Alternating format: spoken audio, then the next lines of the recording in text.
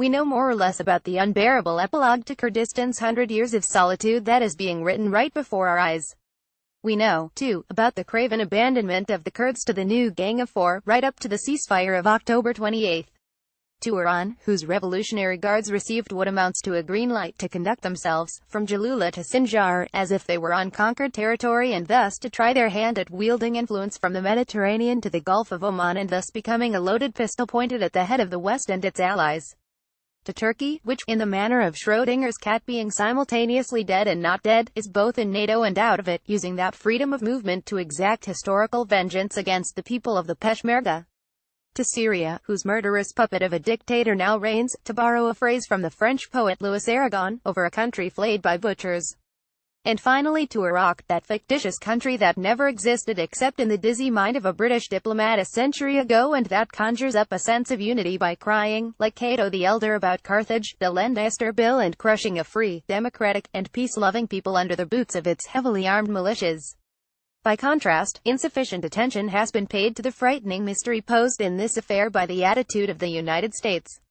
What continues to astonish at the end of these 4 weeks of cynicism and hardly strategic cowardice is the spectacle of President Donald Trump, the allegedly brilliant dealmaker and peerless player who putatively wins all his bets. It is the image of this tough guy who supposedly misses no opportunity to set himself apart from Obama, the spineless intellectual. What astonishes is the incredible inconsistency of the president of the world's leading democracy, who can lecture us in the morning that the agreement with Iran is the worst pact his country ever signed and then, later that same day, welcome Iran's General Soleimani into the streets of Kirkuk, shifting shamelessly from Obama's convenient strategy of leading from behind to a tragic and truly incomprehensible leaving for nothing that amounts to rolling out the red carpet for the enemy.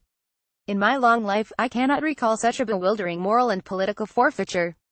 I know no other example of a great power that has left one of its oldest and most loyal allies in the middle of nowhere for no apparent reason. And I can think of no sorrier spectacle than that of watching these Kurdish fighters, tolerant Muslims and ramparts against ISIS, be delivered up and cut to pieces by a rabble wielding weapons and Abrams tanks furnished to their executioners by the Americans. But that is where things stand. And for a friend of the United States, it is wrenchingly painful. The country of Kennedy and Reagan no longer has any sacrosanct allies in the region. The value of its word has plummeted, despite a seeming change of tone these last few hours.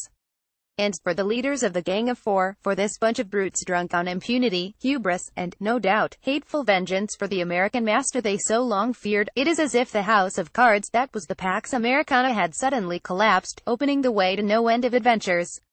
This is the geopolitical equivalent of a stock market crash.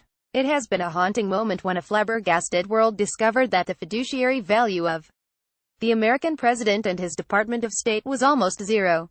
The emperor, in other words, was naked. His securities were no longer worth the paper they were printed on. The American colossus had crumbled into a pile of diplomatic subprimes. These days in Washington, Thucydides' trap is much discussed, thanks to Graham Allison's 2017 book by that name. On everyone's mind is that fearful instant, fearful because it almost invariably leads to war, when the old hegemonic power grasps that, as a result of its own failures and weaknesses, it may have to yield to the newcomer. Well, in America's treatment of Kurdistan we glimpse Athens and Sparta switching roles, but no doubt it is the fatal fault that will give wings, far beyond the region, to America's rivals.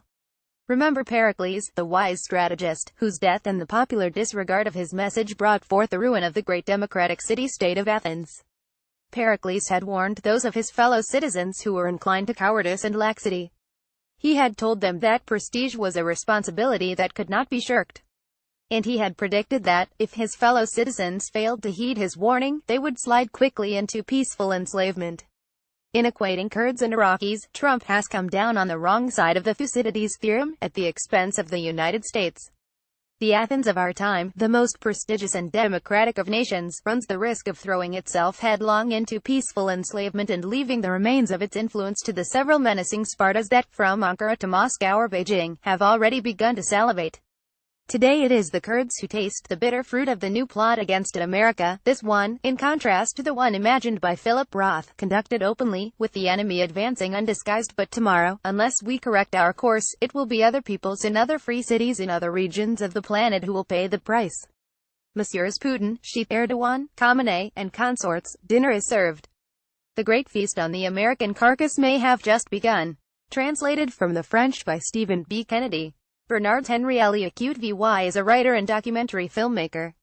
His Peshmerga 2016, a special selection at the 2017 Cannes Film Festival, portrayed the struggle along the thousand-mile front line separating the Kurds from Islamic State. His subsequent La Bataille de Mosul 2017 explored the fight to retake the city.